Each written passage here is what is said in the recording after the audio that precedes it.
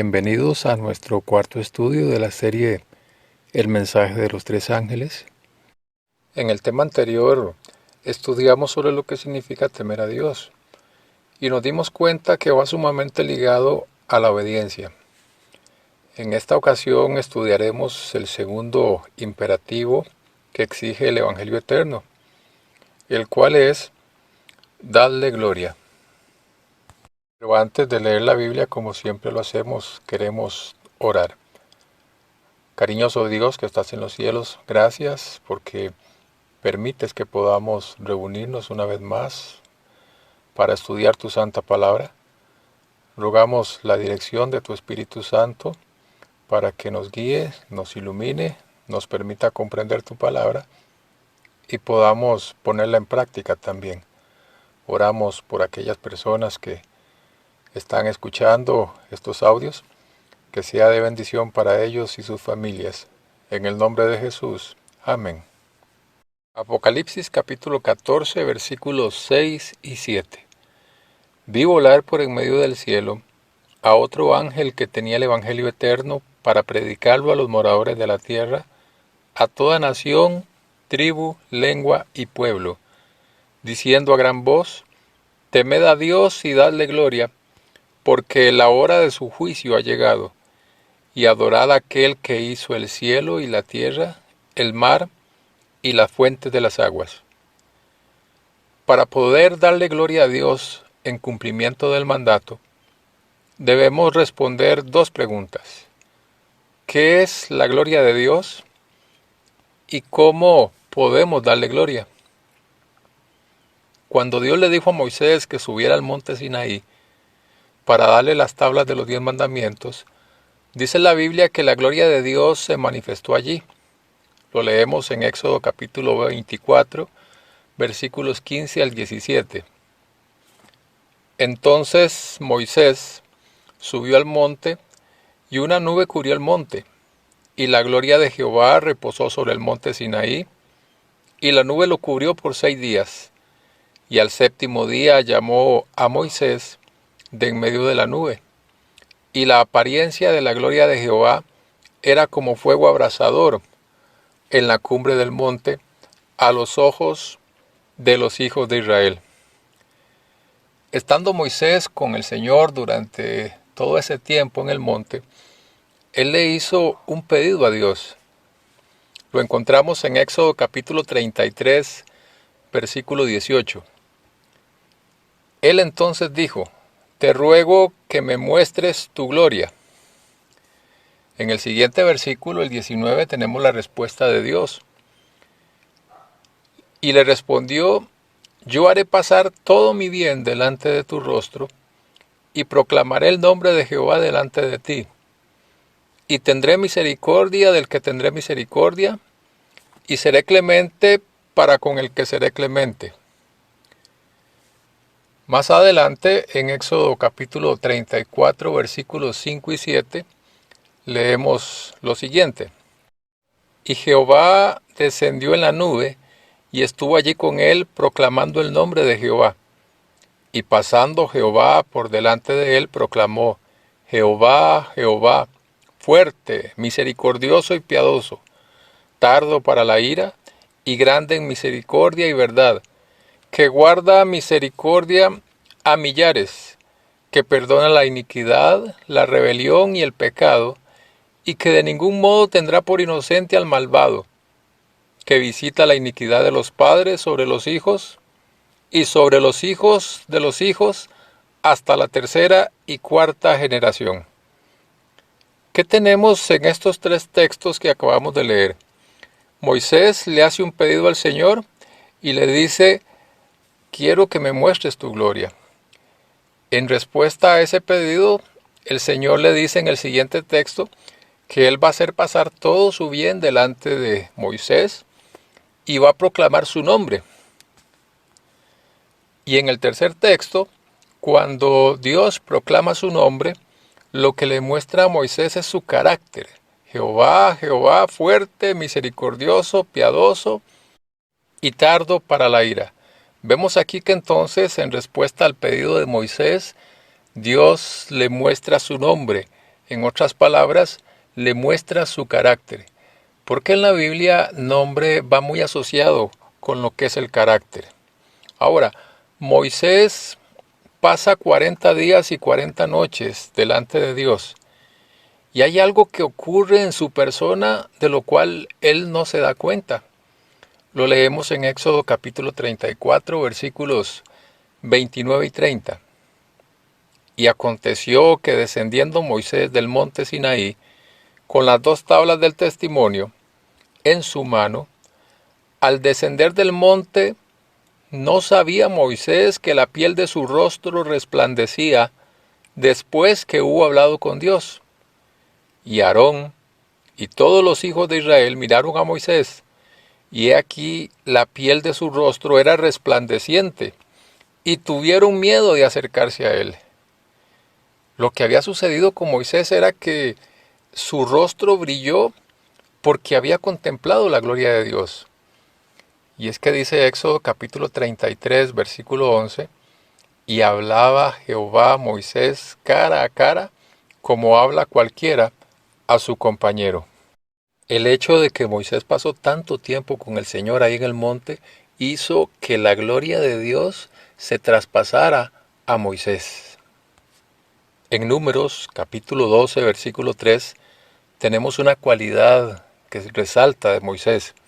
Dice, y aquel varón Moisés era muy manso, más que todos los hombres que había sobre la tierra. ¿Qué significa la palabra manso? Podemos decir que es alguien que no se enoja fácilmente, que es paciente, que es gentil, que es compasivo, humilde, misericordioso, que no es agresivo. Pero en realidad Moisés no siempre fue manso. En sus primeros años él tenía un carácter violento. Vamos a ver un ejemplo en Éxodo capítulo 2, versículos 11 y 12. Dice así, en aquellos días sucedió que crecido ya Moisés, salió a sus hermanos y los vio en sus duras tareas, y observó a un egipcio que golpeaba a uno de los hebreos sus hermanos. Entonces miró a todas partes, y viendo que no parecía nadie, mató al egipcio y lo escondió en la arena. Esto contrasta con lo que acabamos de leer hace un rato de Moisés, el hombre más manso, ¿no es cierto? Pero es que en este momento Moisés no conocía a Dios todavía, no había tenido un encuentro personal con el Señor, no había pasado tiempo especial de calidad con Dios. La Biblia dice que Moisés vivió 120 años. Podríamos dividir su vida en 3 segmentos de 40 años cada uno. Los primeros 40 años los pasó en Egipto, donde había sido educado en el palacio del faraón en un ambiente militar y había asimilado las ideas y las actitudes de su medio ambiente. Posiblemente por eso fue que mató al egipcio.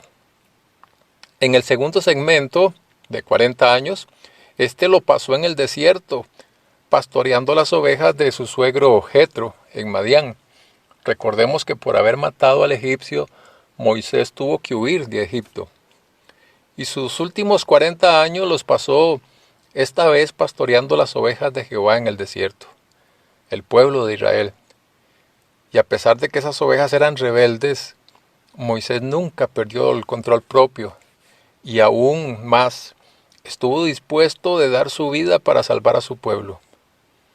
Durante ese periodo de sus últimos 40 años, Moisés reflejó en su carácter la mansedumbre y humildad de Dios, porque durante todo ese tiempo había contemplado la gloria de Dios y había desaprendido la vanagloria de Egipto. Pero la experiencia de Moisés prefigura la experiencia de Jesús. Leemos en Hechos capítulo 3, versículos 22 y 23. Porque Moisés dijo a los padres, el Señor vuestro Dios os levantará profeta de entre vuestros hermanos como a mí. A él oiréis en todas las cosas que os hable. Y toda alma que no oiga aquel profeta será desarraigada del pueblo. Y todos los profetas, desde Samuel en adelante, cuantos han hablado, también han anunciado estos días. Ahora la pregunta que surge es, ¿quién sería ese profeta? En el libro de Hebreos capítulo 3, versículos 1 al 6 tenemos la respuesta. Dice, por tanto, hermanos santos, participantes del llamamiento celestial, considerad al apóstol y sumo sacerdote de nuestra profesión, Cristo Jesús, el cual es fiel al que le constituyó, como también lo fue Moisés en toda la casa de Dios. Porque de tanto mayor gloria que Moisés, es estimado digno éste, cuanto tiene mayor honra que la casa el que la hizo. Porque toda casa es hecha por alguno, pero el que hizo todas las cosas es Dios. Y Moisés a la verdad fue fiel en toda la casa de Dios, como siervo, para testimonio de lo que se iba a decir. Pero Cristo como hijo sobre su casa, la cual casa somos nosotros, si retenemos firme hasta el fin la confianza y el gloriarnos en la esperanza. Vemos en este texto que ese profeta del que hablaba Moisés, que Dios iba a levantar mayor que él, es Cristo Jesús.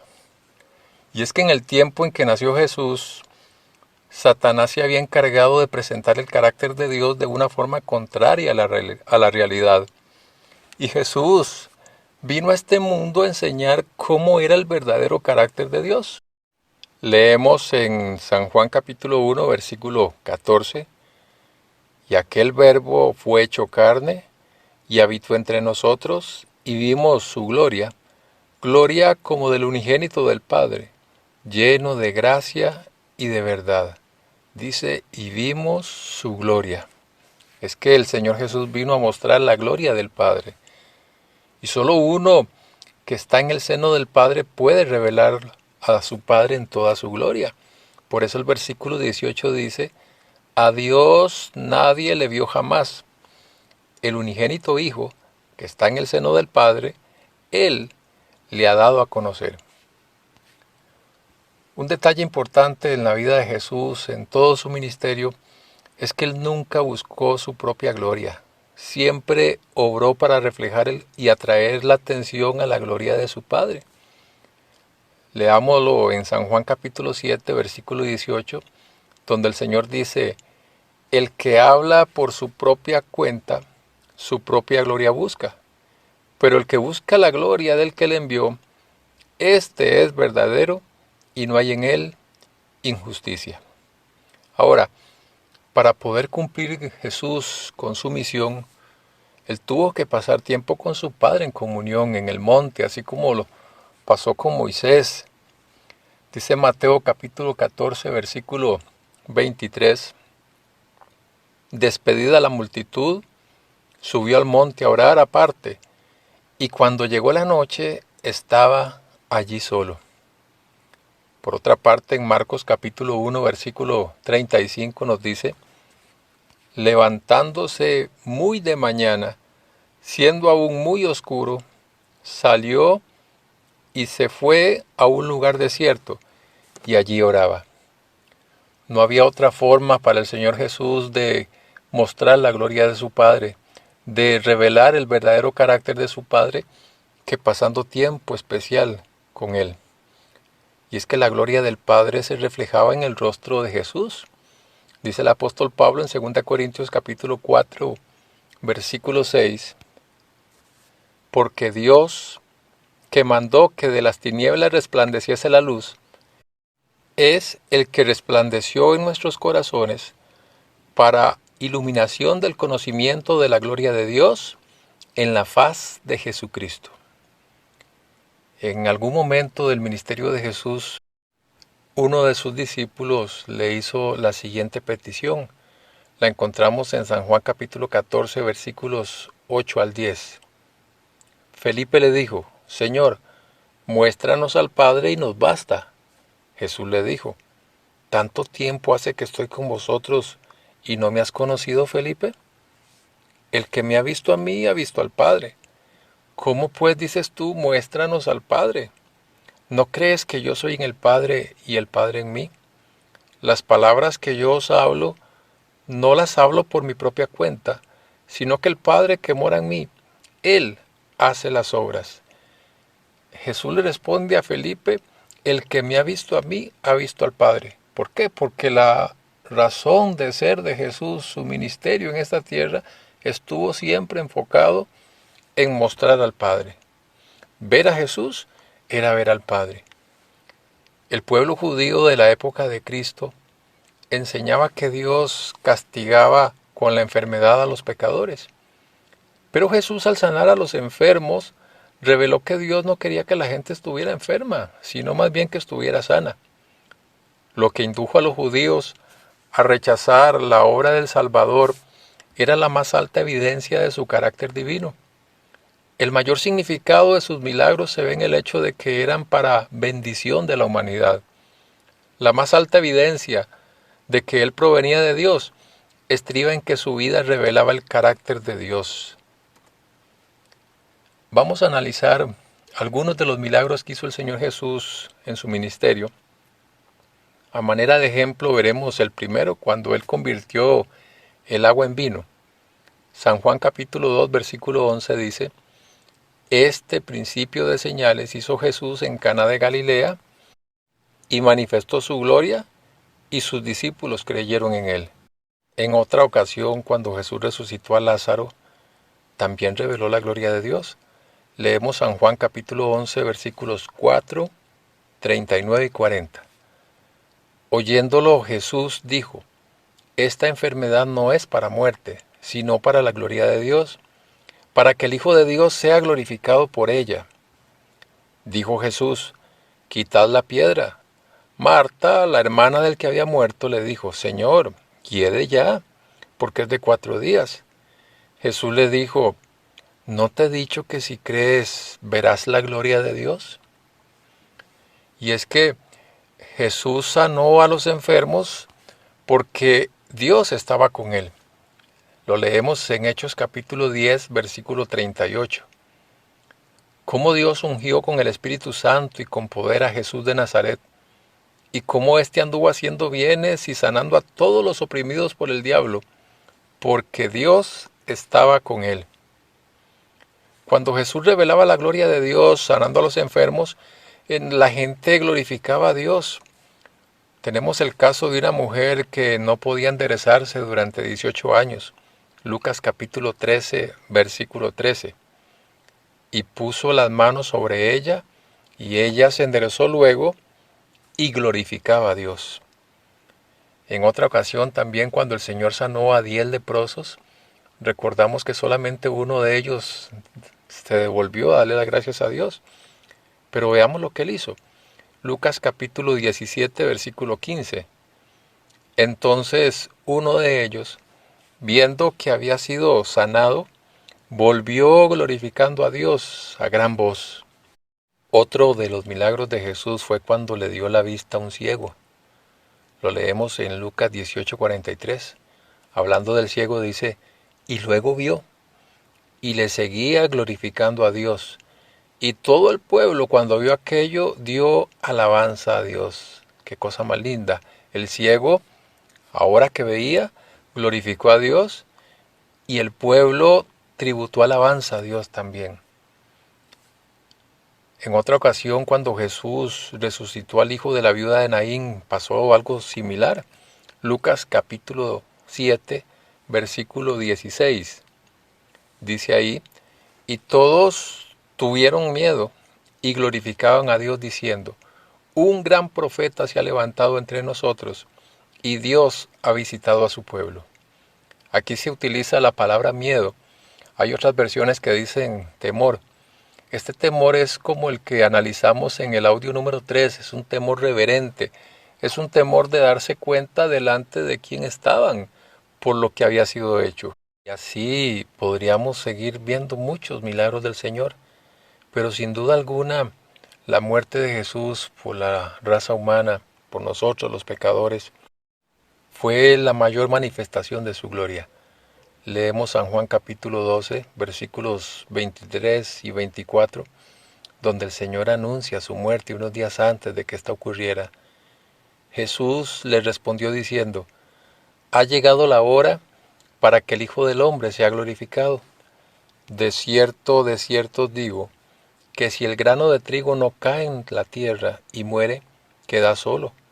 Pero si muere, lleva mucho fruto.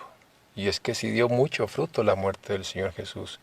No solamente la salvación de la raza humana, sino el poder demostrar ante el universo cuál fue el verdadero carácter de Dios, demostrar su gloria. Hasta aquí hemos visto cómo el Señor Jesús manifestó la gloria de su Padre durante todo su ministerio en esta tierra. Pero el mandato del primer ángel que estamos estudiando nos dice que nosotros también tenemos que darle gloria a Dios. Ahora surge la pregunta, ¿cómo podemos nosotros darle gloria a Dios? ¿Cómo se logra esto en nuestras vidas? En su oración intercesora al final de su ministerio, Jesús le dijo a su Padre que había revelado su gloria. Lo leemos en San Juan capítulo 17, versículos 4, 22 y 23. Dice así: Yo te he glorificado en la tierra, he acabado la obra que me diste que hiciese. La gloria que me diste, yo les he dado, para que sean uno, así como nosotros somos uno, yo en ellos y tú en mí, para que sean perfectos en unidad, para que el mundo conozca que tú me enviaste, y que los has amado a ellos, como también a mí me has amado. Notemos que en este versículo, en esta oración preciosa del Señor, Él dice, la gloria que me diste, yo les he dado. Entonces sí es posible que podamos darle gloria a Dios. El apóstol Pablo en 2 de Corintios capítulo 3 versículo 18 nos explica cómo se puede hacer. Por tanto nosotros todos, mirando a cara descubierta como en un espejo la gloria del Señor, somos transformados de gloria en gloria, en la misma imagen como por el Espíritu del Señor. Y es importante notar que el contexto de este versículo tiene que ver con la experiencia de Moisés allá en el monte Sinaí. La palabra que se utiliza aquí, transformados, es metamorfo, de donde viene nuestra palabra metamorfosis. Una metamorfosis es una transformación, un cambio radical al estilo de las mariposas. Vemos cómo las mariposas de inicio son esos gusanitos todos feos, pero a medida que experimentan ese cambio, esa metamorfosis, se convierten en esas mariposas tan lindas que a todos nos gustan. Y lo mismo pasa con nosotros. Al contemplar a Jesús, al hablar de Él, al contemplar la hermosura de su carácter, somos transformados de gloria en gloria. Y podríamos preguntar, ¿qué es gloria? Bueno, es carácter. Somos transformados de carácter en carácter. Y así vemos que se realiza una obra de purificación en nosotros al contemplar a Jesús. En San Juan capítulo 8, versículo 12, Jesús dijo lo siguiente: Otra vez Jesús les habló diciendo, yo soy la luz del mundo, el que me sigue no andará en tinieblas, sino que tendrá la luz de la vida. Este versículo es muy importante porque si nosotros estamos en comunión con Jesús, reflejaremos su gloria. Jesús es la luz del mundo porque Él es el sol de justicia. Pero también Jesús dijo que sus seguidores son la luz del mundo porque reflejan la luz de Jesús a otros. Podemos decir que Jesús es el sol y nosotros somos como la luna que refleja la luz del sol. En Mateo capítulo 5, versículos 14 al 16, Jesús dice lo siguiente: Vosotros sois la luz del mundo. Una ciudad asentada sobre un monte no se puede esconder, ni se enciende una luz y se pone debajo de un almud, sino sobre el candelero, y alumbra a todos los que están en casa. Así alumbre vuestra luz delante de los hombres, para que vean vuestras buenas obras y glorifiquen a vuestro Padre que está en los cielos.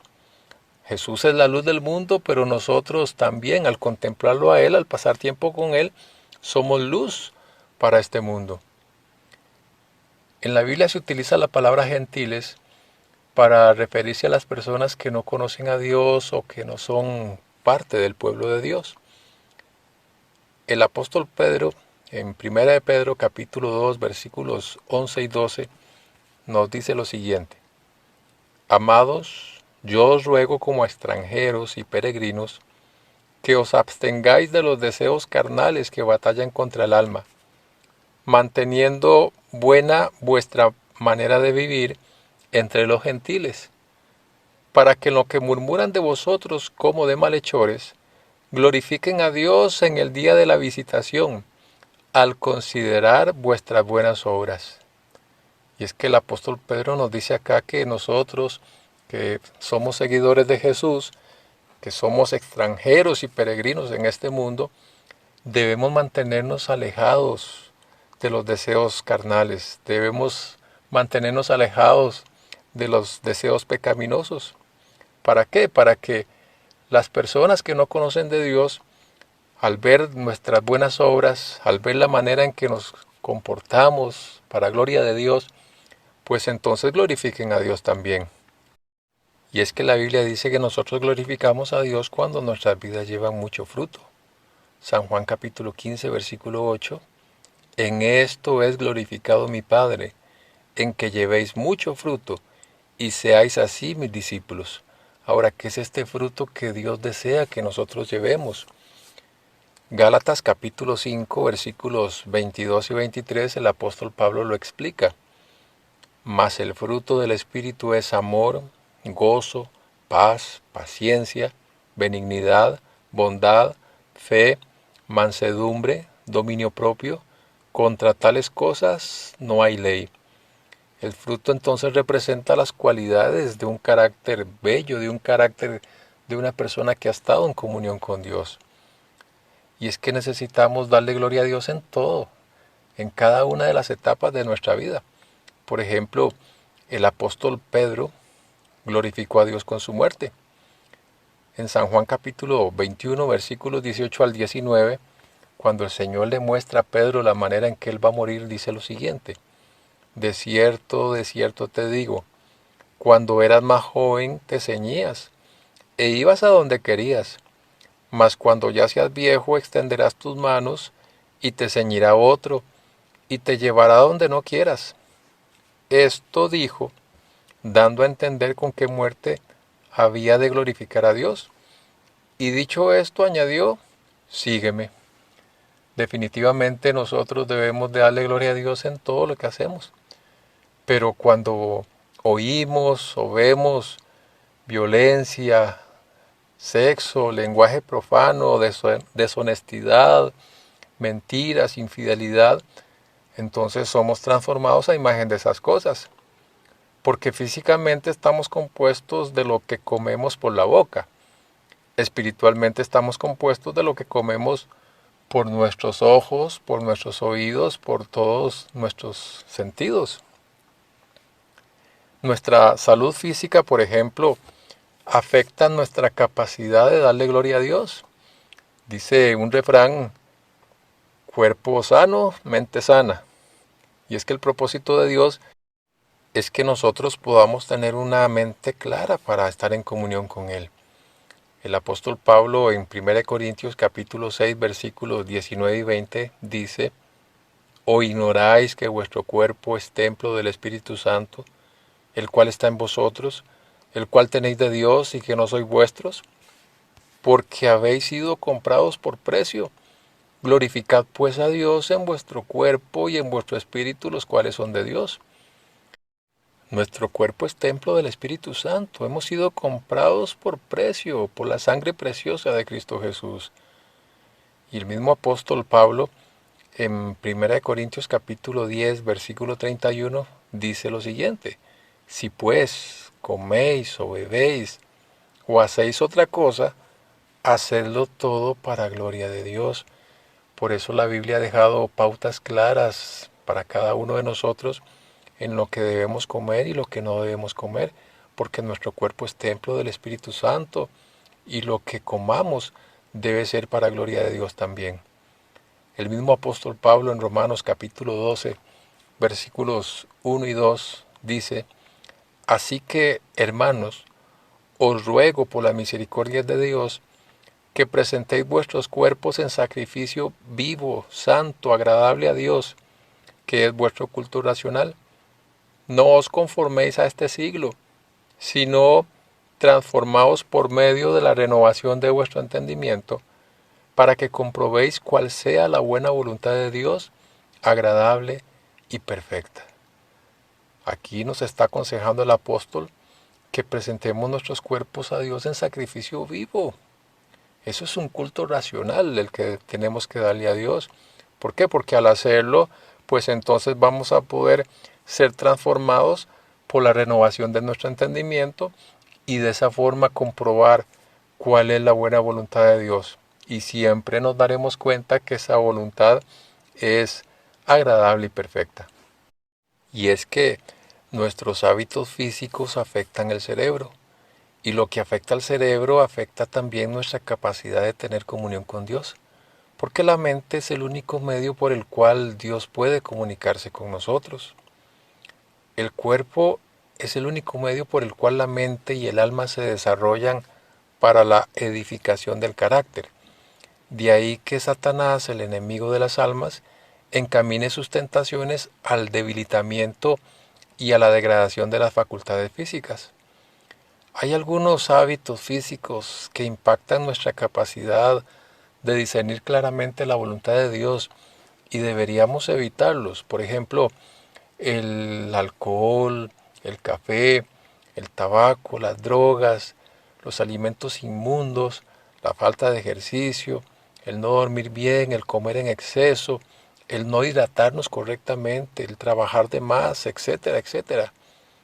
Porque inmediatamente antes del cierre de la puerta de la gracia, la Biblia dice que la tierra será alumbrada con la gloria de Dios. Apocalipsis capítulo 18, versículo 1. Después de esto vi a otro ángel descender del cielo con gran poder, y la tierra fue alumbrada con su gloria. Esta tierra va a ser alumbrada con la gloria de Dios en aquellas personas que reflejen el carácter de Dios, en aquellas personas que en obediencia al mandato del primer ángel den gloria a Dios. Y es que, como lo vimos, la gloria de Dios se revela en el carácter. Isaías capítulo 58, versículos 6 y 8 dice lo siguiente: ¿No es más bien el ayuno que yo escogí, desatar las ligaduras de impiedad, soltar las cargas de opresión y dejar ir libres a los quebrantados, y que rompáis todo yugo? ¿No es que partas tu pan con el hambriento y a los pobres errantes albergues en casa? Que cuando veas al desnudo lo cubras y no te escondas de tu hermano.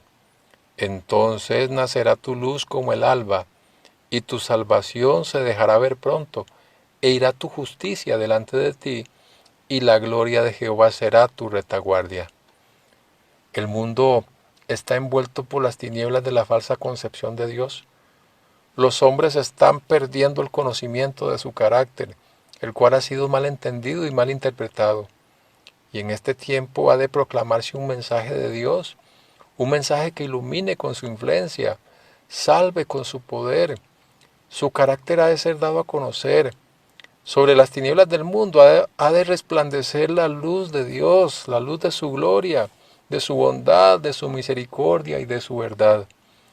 Por eso el segundo mandato del mensaje del primer ángel nos llama a darle gloria a Dios, permitiendo que el Espíritu Santo transforme nuestras vidas al pasar tiempo de calidad cada día con Dios, así como lo hizo Moisés allá en el monte, así como lo hizo el Señor Jesús durante todo su ministerio en esta tierra, para que nosotros seamos participantes de ese ángel que alumbrará la tierra con su gloria.